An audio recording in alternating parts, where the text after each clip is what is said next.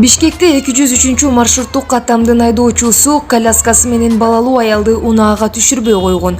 Окуянын күбөлөрү айдоочу колясканы унаадан сыртка ыргытып жиберип, балалуу аялды транспортко түшүрбөй жатканын видеого тартып алышкан. Редакцияга кайгыл кызматкерлери тартип бузуучуга жөнөп кетишкенин билдиришти.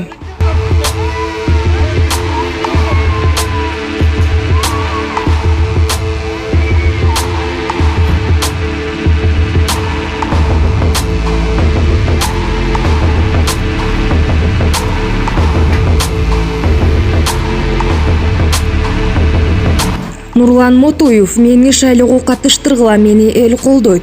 Ушу Талибанды колдой калам деп 7-8 жыл мурун абакка кесилгем. Эми дүйнө жүзү боюнча Талибанга болгон көз караш өзгөрүлүп атат. Эгерде Кыргызстан Талибан менен достук мамилени түзгөн болсо, анда мага окшоп аларды жактагандар козголгон кылмыш ишин да токтоткула. Мен соттолуп жатканда мага жаза мөөнөтү бүткөндөн кийин 3 жыл саясатка аралаша албайт, шайлоого катыша албайт деген өкүм чыгарып койгон. Анын 2 жылы калды. Учурда мам-кызматка шайлоого катыша албай, мага коюлган айыптарды алып салгылачы. Албасаңар деле таарынбайм деп Нурлан Мотоев билдирген.